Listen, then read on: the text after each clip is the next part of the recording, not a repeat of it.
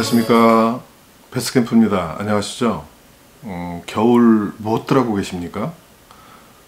주변 분들 물어보니까 보드 타시는 분들은 이제 보드 많이들 타시고요, 송어 낚시 많이 가시고, 그리고 이제 방구석에 있다 이런 분들도 계시고요. 지루한 겨울입니다. 뭐든 하셔야죠. 어떤 분들은 이제 채비를 또 시즌에 사용하기 위해서 만드시는 분들도 계시고, 마이크로 러버 지그 여러 가지 넷꽃 채비들 이렇게 준비하시는, 저도 이제 아름다운 작업을 시작했습니다. 허들스톤이고요. 무늬가 없던 곳에 이렇게 분홍색으로 유성 매직입니다. 무늬를 찍어 봤습니다. 어떻게 좀 모양이 나오나요? 시즌에 사용하기 위해서. 눈깔은 제가 박은 게 아니고요. 무늬만 없던 건데, 이렇게 요런 아가미 부분도, 입술도 좀 칠해주고, 이렇게 해서, 내년 시즌에 꼭 런커를 잡기를 기대하면서 섬세한 작업하고 있습니다. 근데 오늘 할 얘기가 이건 아니고요. 여러분들 혹시 바늘에 찔려본 적 있습니까? 베스 낚시 하면서?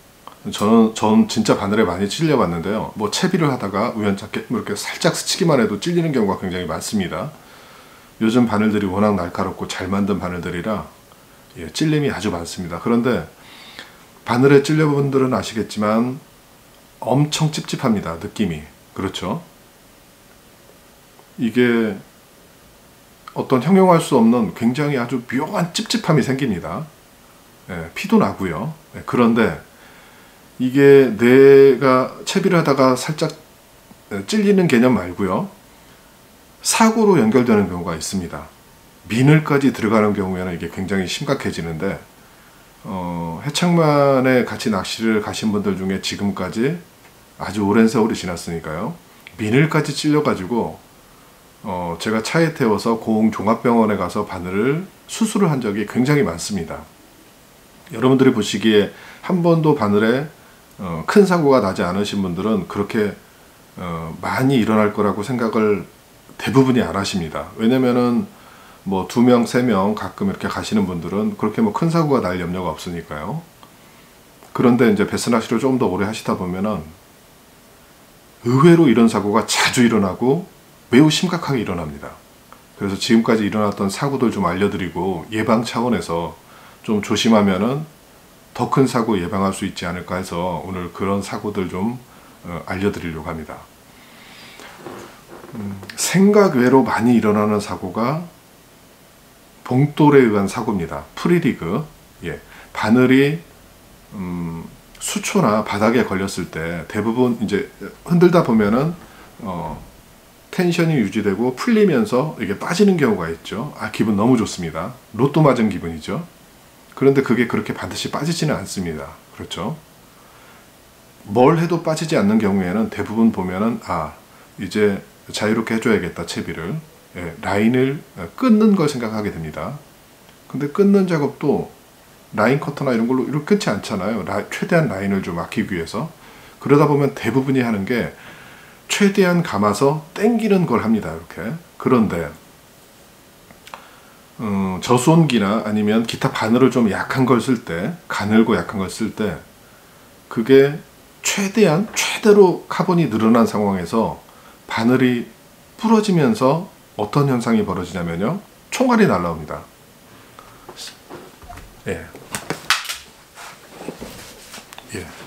잠깐 떨어뜨렸습니다.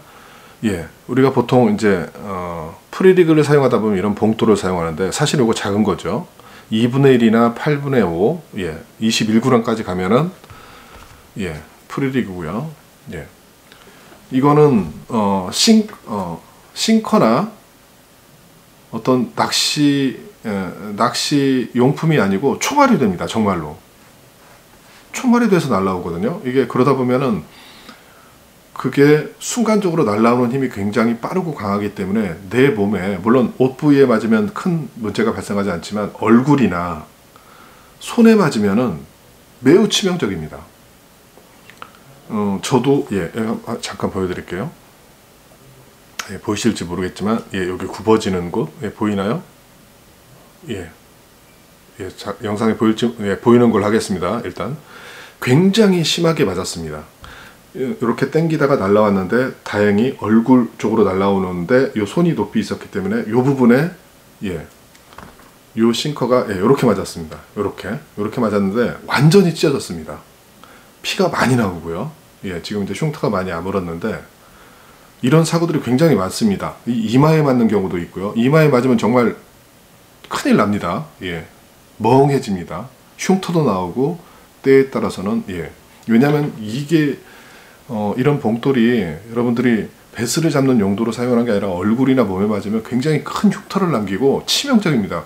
이게 날라와서 같이 하시는 분들 얼굴에 맞거나 또 아이들 또 여자친구 와이프들하고 같이 갔을 때 여러분이 상상할 수 없는 끔찍한 일이 벌어질 수도 있습니다. 그래서 이런 거 굉장히 조심하시면은 사실은 예방할 수 있는 거고요. 그게 제일 많이 일어나는 사고 중에 하나고, 두 번째가 뭐냐면은 요즘에 하드베이트, 의외로 하드베이트 사고가 굉장히 많이 납니다.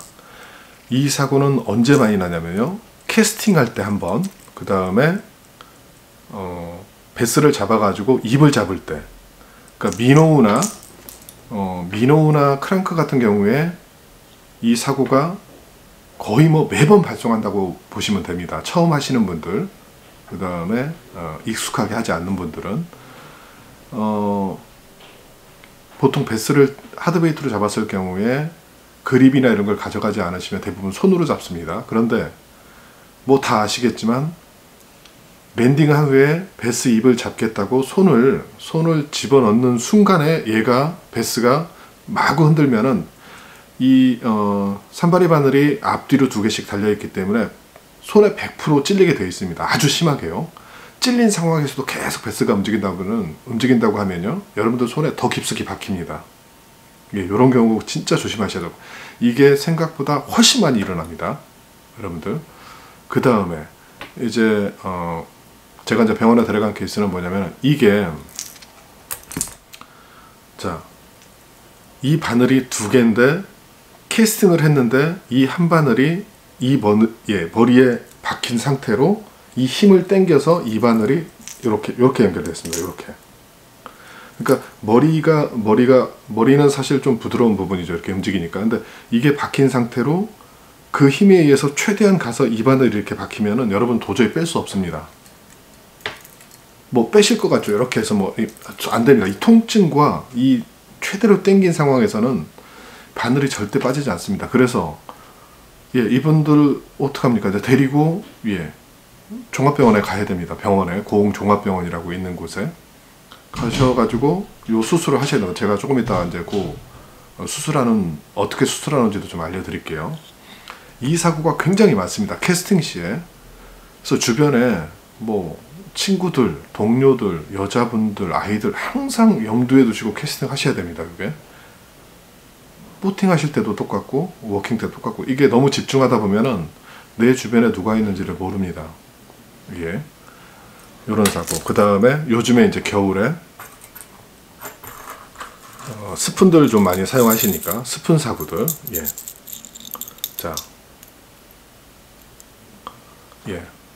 스푼들 많이 사용하시죠, 겨울에. 실제 있었던 사고인데 다리 위에서 베스를 랜딩하다가 그렇습니다.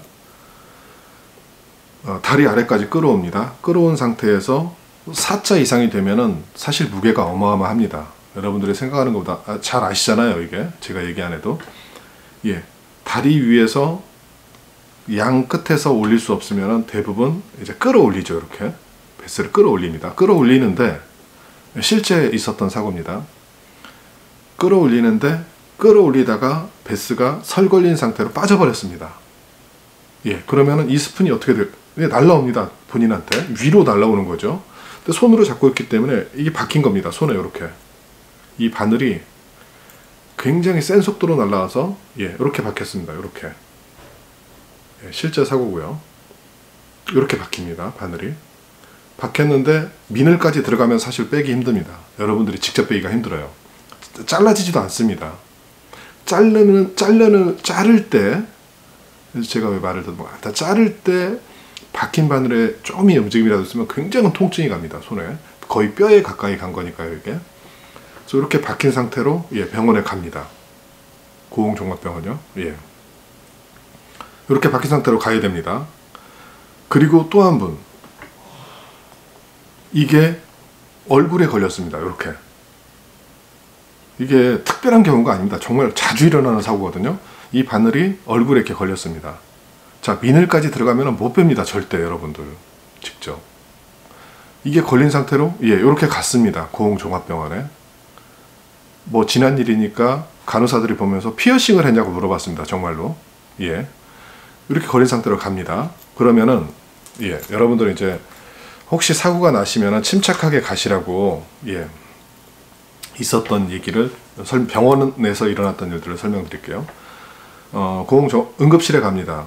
일단 뭐 여기 걸려 있는 상태, 여기 걸려 있는 상태, 머리에 걸려 있는 상태, 이 상태로 그대로 병원에 갑니다. 응급실에 가면은 간호사들이 막 달려오죠. 예쁜 간호사들이 달려옵니다. 환영이 아닙니다. 응급한 상황이라 달려오는 겁니다. 상황 설명을 하면은 이제 응급실 침대에 눕죠. 그러면은 당직 의사가 아침, 우리는 보통 새벽 일찍 낚시를 하기 때문에 그 당직했던, 응급실에 당직했던 의사분이 옵니다. 고흥종합병원 기준입니다. 이분이 오셔가지고 상황을 봅니다. 심장은 두근거리고 같이 간 사람들은 이거 어떻게 해야 될까 하는데 의사들은 굉장히 침착합니다. 왜냐면 자주 봤으니까요. 이게 여기에 이 바늘이 꽂힌 상태에서 당황하죠. 처음에 응급실에 들어갔을 때는 의사들도 당황합니다. 왜냐면 고흥에서 그런 일들이 자주 발생하지 않으니까요. 해창만이라는 데가 낚시가 활성화되면서 매우 자주 발생했기 때문에 아마도 많은 이제 요령들이 생겼겠죠. 처음에 매우 당황했습니다. 그분은 이 상태에서 이거를 어떻게 할 수 있는 방법이 없으니까 혼란을 느끼시다가 일단은 국소 마취를 합니다. 여기에. 왜냐하면 이제 이 작업이 들어가는 계획이 세워졌겠죠. 국소 마취를 합니다. 그런데도 이제 통증은 오고, 물론 이제 남자니까 참습니다. 이거 별거 아니야. 이 정도. 근데 사실은 굉장히 아파 보입니다. 제가 옆에서 봤을 때는. 국소 마취를 하고, 바늘을 벤치라고 하면 이상한데, 어쨌든 벤치와 유사한 의료용 도구로 가지고 자릅니다. 의사도 아는 듯 합니다. 이 비늘이 역으로 나올 수 없다라는 걸. 그래서 이걸 자릅니다. 마취를 하고요. 물론 아름다운 간호사가 옆에서 보조를 하고 있습니다. 여러분들. 자릅니다. 자르고 우리로 따지면은 아주 길다란 도구로 이 끊어진 쪽의 바늘을 잡고 밀어 넣습니다. 어떤 건지 아시겠죠? 밀어 넣으면서 위로 하면은 맨살에서 바늘이 튀어나옵니다. 여러분. 제가 왜 이렇게 얘기하냐면 조심하시라고. 맨살에서 정말 튀어나옵니다. 놀랍습니다. 충격적입니다. 그거 외에는 방법이 없습니다. 비늘을 역방향으로 뺄 수가 없습니다. 그래서 빼고 주사를 한 대 줍니다. 선물로. 파상풍 주사. 여러분들이 보통 베스의 모든 바늘은 물에 묻어 있고 낚시가 끝나면 여러분들이 이거를 깔끔하게 닦는 게 아니죠. 대부분 넣으면은 미세하게 녹이 슬고 시간이 오래되면 더 많은 녹이 씁니다. 그게 여러분들한테 파상풍을 감염시키는 거죠. 그래서 파상풍 주사를 맞고 대충 비용이 한 7만원 돈이 나옵니다. 여러분들이 많은 루어와 많은 채비를 구입할 수 있는 어마어마한 가격이죠. 7만원이면은. 벌크 같은 경우에는 아마 한 가마니로 얻을 수도 있습니다. 제가 왜 이 말씀을 드리냐면은 별 사고가 안 날 것 같은데 사실은 배스 낚시는 바늘에 의한 사고가 정말 많이 일어납니다. 여러분. 정말 조심하셔야 되고, 특히 내가 나를 박히는 사고는 그나마 괜찮습니다. 그런데 같이 간 동료나 나 외의 사람들한테 캐스팅이나 랜딩 시에 바늘을 박히는 사고를 만들게 되면은 정말 분위기 어색해집니다. 미안하다고 괜찮아 이러 못합니다. 이거는 사고니까요. 내가 바늘로 나 외에 다른 사람들한테 사고를 일으킨 경우이기 때문에. 근데 괜찮다고 하죠. 당연히 같이 낚시를 온 거고 그런데 정말 미안한 사고일 수밖에 없는 거죠. 이게. 그래서 방법은, 제가 병원에 갔던 거, 지금까지 일어났던 사고들을 말씀드리는 건 뭐냐면은, 분명히 여러분도 조금 더 배스 낚시를 오래 하다 보면 이런 사고가 반드시 일어나게 돼 있습니다. 이성적으로 침착하게 하는 경우가 아니면은 낚시를 하다 보면 흥분되고 나도 모르게 옆에 누구 있는지 모르는 상태에서 사고가 일어나게 돼 있습니다. 그래서 제가 이 사고들이 자주 일어난다고 알려드렸기 때문에 내년 시즌부터는 정말 조금 더 주의만 해주시면은 사실 이런 사고는 예방이 가능합니다. 알고 있으면은 사실 피해갈 수 있는 거거든요, 이게. 우리 배포원들 소중하잖아요, 이게. 그리고 배포원들 주변 분들도 소중한 분들이고, 2019년도 그 어떤 바늘 사고도 일어나지 않는 뒤지혜가 되기를 진심으로 기원합니다. 저는 베스캠프였습니다.